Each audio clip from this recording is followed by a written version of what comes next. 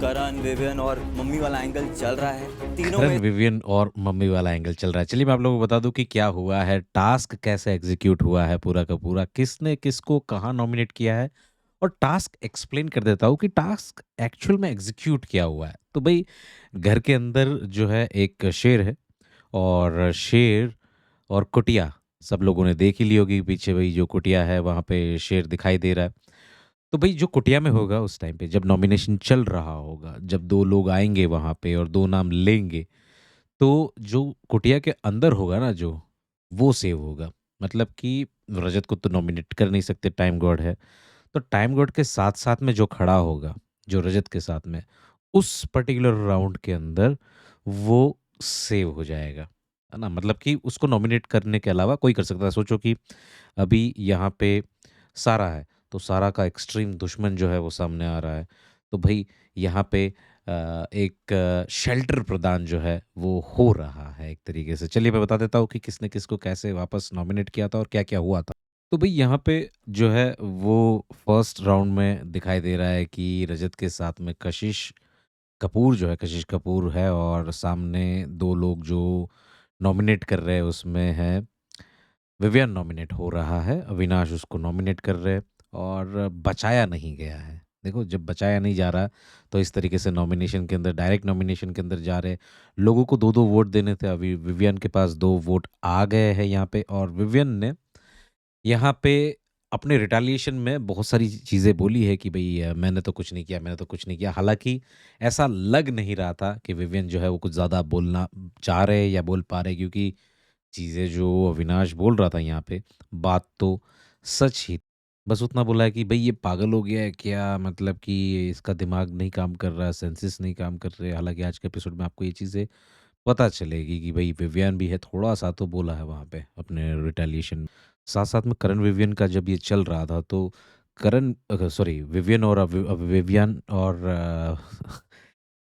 आदत नहीं है ना विवियन विवियन बोलने की। विवियन और अविनाश का जब ये बैंटर चल रहा था तो बीच में करणवीर भी जो है उसने भी बीच में अपनी जो एक टिप्पणी होती है वो कर दी है। लोग बोलते हैं कि भाई वो जो बोलता है वो सिर्फ़ और सिर्फ़ जलनवीर जलनवीर या फिर जलन के मारे या फिर आग लगाने के लिए बोलता है। अब देखो आग मेरे हिसाब से सब जो है टिप्पणी करते हैं, तो आई डोंट थिंक कि आग लगाने वाली बात जो है वो सिंगल हैंडेडली करणवीर के ऊपर ही जाती है। सब के सब वो एग्ज़ैक्टली कर रहे हैं, श्रुतिका का भी हाथ ऊपर है वहाँ पे।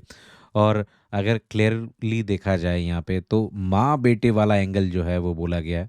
जब विवियन को और शिल्पा को माँ-बेटे वाला एंगल पे बात करी थी, तो वहाँ से शिल्पा भी जो है वो बोल रही है कि हेलो, हेलो, हेलो, ओ, हेलो, हेलो, हेलो। माँ-बेटा किसको बोल रहा है? हेलो, अब्बा डब्बा चब्बा ये माँ-बेटे वाला नहीं है, कुछ और है, ऐसा बोल रही है वो। तो ये कहानी बोल रही है कि माँ-बेटे मत बोल और यहाँ पे ये हर एक चीज़ देखो सेफ ज़ोन में कितना अच्छा लगता है एकदम इंसान को कि भई देखो यहाँ पे अविनाश जब नॉमिनेट कर रहे थे तब सारा भी सेफ ज़ोन के अंदर दिखाई दे रही है और ये सारा का जो टाइम है, ये मुझे ऐसा लग रहा है अविनाश वाले टाइम में नहीं है, ये है जहाँ पे दिग्विजय एंड विवियन जो है ये दोनों जब नॉमिनेट कर रहे थे, ये जब दोनों आए थे, तब सारा को सेव किया है। तो सारा को 3 बार सेव किया है। मतलब ये एक बहुत बड़ी बात है। टोटली 12 बार जो है मौके मिले हैं वे टाइम गॉड को। 3 बार सारा को सेव करा है, 3 बार कशिश को सेव करा है। मतलब कशिश को तो कल आप निकालना चाह रहे थे।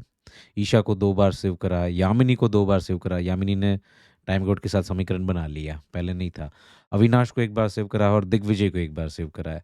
तो ये जो सेव करते-करते जो लोग नॉमिनेट हुए हैं, वो उनकी तो भई लंका लगने वाली क्योंकि जो जिस तरीके का नॉमिनेशन लिस्ट आई थी और जिस तरीके की कहानियाँ बन रही है, उसमें तो एकदम क्लियर है, जभी भी ओपन वोटिंग ट्रेंड होगा तो करणवीर, विवियन, दिग्विजय और चाहत, ये 4 लोग सबसे ऊपर होंगे। नीचे होंगे तो भई तेजिंदर बग्गा और एडिन। मेरे हिसाब से एडिन जो है उसको निकाल देंगे क्योंकि तेजिंदर फिर भी कुछ भी जो है मेकर्स का लाडला है। थोड़ा बहुत अभी तक यहाँ तक खेल लिया क्योंकि एडिन कुछ तो कंटेंट दे रही है, कुछ तो बातें कर रही है। करणवीर के कंधे पे बैठ के उसी को जो है चाकू भोंक रही है। तो मेरे हिसाब से नॉमिनेशन जो है रजत का समीकरण यहाँ पे बहुत बढ़िया तरीके से काम आया। ये एक देखने वाली बात है और मैक्सिमम स्ट्रॉन्ग लोग जो है वो नॉमिनेट हुए हैं, जिसके साथ उसकी इक्वेशन नहीं बन रही है अगर देखा जाए तो, है ना? जैसे करणवीर या फिर उसको भी नहीं पता होगा कि इसको ये नॉमिनेट करेगा अविनाश, क्योंकि अविनाश का अनएक्सपेक्टेड था ये चीज़, उसको भी नहीं आइडिया होगा। तो अगर समीकरण की बात करी जाए यहाँ पे तो पार्शियली तो पॉज़िटिव हुए हैं, अगर देखा जाए तो पार्शियली उसका काम चला है, बाकी सब में 100% तो एग्ज़ीक्यूट होता ही नहीं है।